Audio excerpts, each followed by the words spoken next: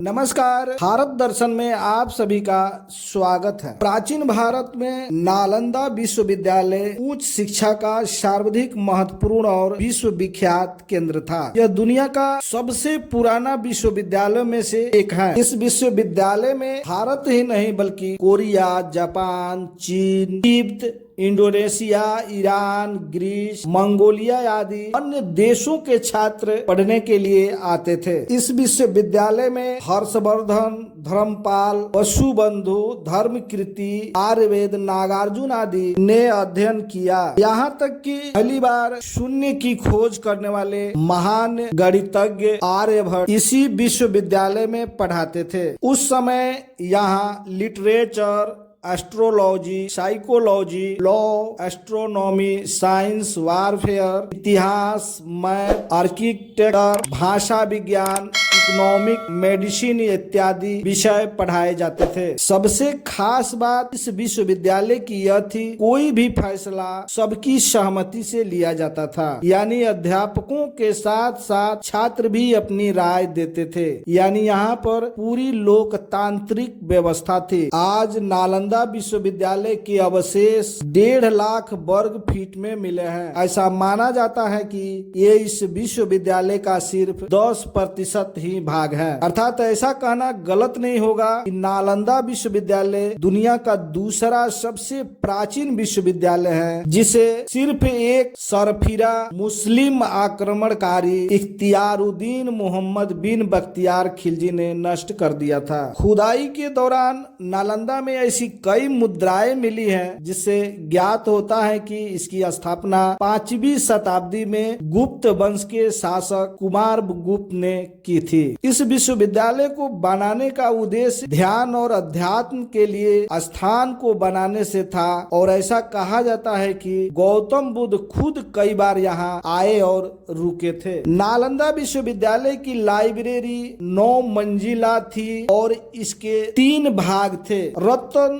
रंजक, रत्नोदधि और रत्न सागर। क्या आप जानते हैं कि इनमें लाइब्रेरी भी थी। नालंदा शब्द संस्कृत के 3 शब्द ना जोड़ आलम जोड़ दा से बना है। इसका अर्थ ज्ञान रूपी उपहार पर कोई प्रतिबंध न रखना से है। नालंदा की लाइब्रेरी में तकरीबन 90 लाख पांडुलिपियां और हजारों की संख्या में किताबें रखी हुई थी। नालंदा विश्वविद्यालय तक्षशिला के बाद दूसरा सबसे प्राचीन विश्वविद्यालय माना जाता है और यह 800 वर्षों तक अस्तित्व में रही। नालंदा विश्वविद्यालय का इतिहास चीन के ह्वेनसांग एवं एत्सिंग ने खोजा था। ये दोनों 7वीं शताब्दी में भारत आए थे। उन्होंने इसे दुनिया का सबसे बड़ा विश्वविद्यालय भी बताया था। इस विश्वविद्यालय में चयन मेरिट के आधार पर होता था और निःशुल्क शिक्षा दी जाती थी। साथ ही उनका रहना और खाना भी पूरी तरह निःशुल्क होता था। नालंदा विश्वविद्यालय दुनिया का सबसे पुराने विश्वविद्यालयों में से एक है। इनकी स्थापना 5वीं शताब्दी में गुप्त वंश के शासक सम्राट कुमार गुप्त ने की थी और महेंद्रादित्य के खिताब को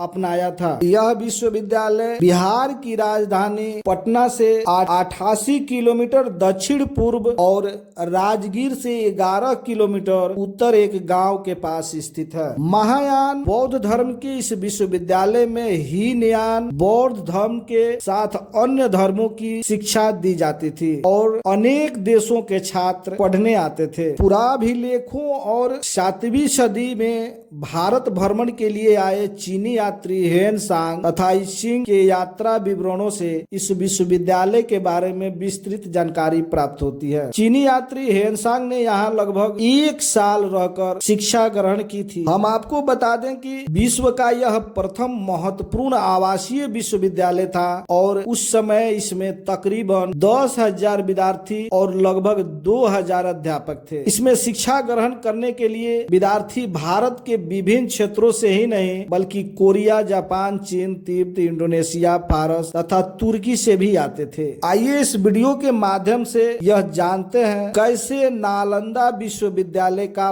पतन हुआ और इसके पीछे क्या थे कारण। प्राप्त अभिलेखों के अनुसार नालंदा विश्वविद्यालय को आक्रमणकारी आक्रमणकारियों ने 3 बार नष्ट किया था, लेकिन केवल 2 बार ही इसको पुनर्निर्मित किया गया। पहला विनाश स्कंदगुप्त के शासन काल के दौरान महिर कुल के तहत हुड़ के कारण हुआ था, लेकिन स्कंदगुप्त के उत्तराधिकारियों ने पुस्तकालय मरम्मत करवाई और एक बड़ी इमारत के साथ सुधार दिया था। दूसरा विनाश 7वीं शताब्दी की शुरुआत में गौदास ने किया था। इस बार बौद्ध राजा हर्षवर्धन ने विश्वविद्यालय की मरम्मत करवाई थी, परंतु तीसरा और सबसे विनाशकारी हमला 1193 में एक सरफिरा मुस्लिम आक्रमणकारी तुर्क सेनापति इख्तियारुद्दीन मुहम्मद बिन बख्तियार खिलजी और उसकी सेना ने प्राचीन नालंदा विश्वविद्यालय को नष्ट कर दिया था। ऐसा माना जाता है कि धार्मिक ग्रंथों के जलने के कारण भारत में एक बड़े धर्म के रूप में उभरते हुए बौद्ध धर्म को सैकड़ों वर्षों तक का झटका लगा था और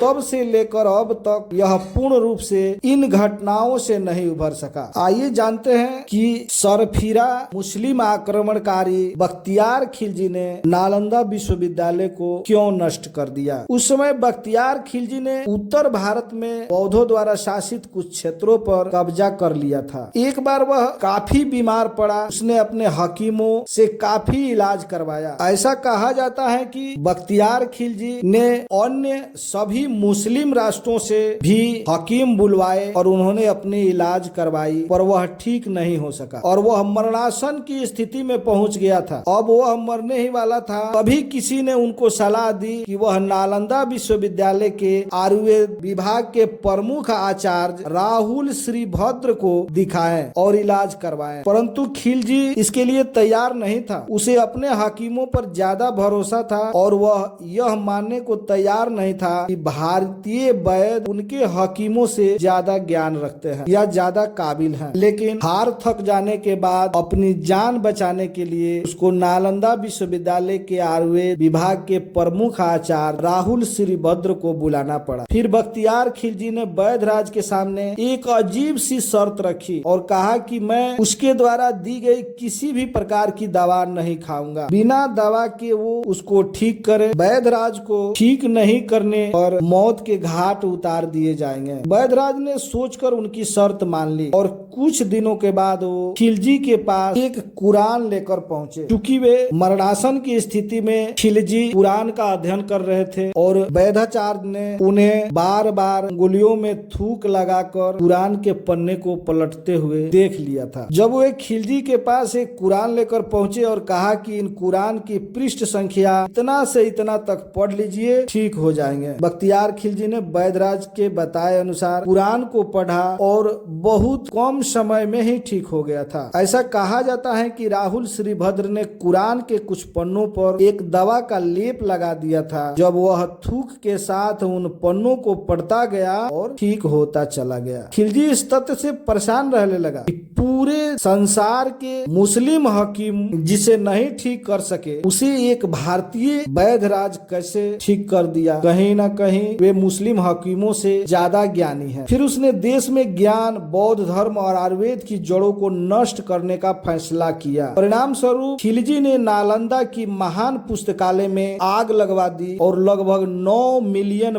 पांडुलिपियों को जला दिया। नालंदा विश्वविद्यालय की लाइब्रेरी 9 मंजिला थी और इसमें 90 लाख पांडुलिपियां तथा लाखों की संख्या में पुस्तक, बहुत ढेर सारी पांडुलिपियां जो मूल रूप में थी वहां रखी गई थी। बहुत सारे रिसर्च थे, बहुत सारे खोज थे, जिसे एक सरफिरा मुस्लिम आक्रमणकारी ने नष्ट कर दिया। कई इतिहासकार लिखते हैं कि विश्वविद्यालय की लाइब्रेरी में इतनी पुस्तकें थी कि वह लगातार 3 महीने तक जलती रह गई। कई इतिहासकार यह लिखते हैं कि नालंदा विश्वविद्यालय 6 महीने तक धू कर जलती रही और इस एहसान फरामोश एक निकम्मी मुस्लिम आक्रमणकारियों की वजह से देश को बड़ी क्षति हुई। तबाकत ए नासिरी फारसी इतिहासकार मिनहाजुद्दीन सिराज द्वारा रचित की गई कई पुस्तक हैं। इसमें मोहम्मद गोरी भारत विजय तथा तुर्की सल्तनत के आरंभिक इतिहास को लगभग 1260 ईस्वी तक की जानकारी मिलती है। उनकी ही पुस्तक मिनहाजुद्दीन सिराज ने नालंदा विश्वविद्यालय के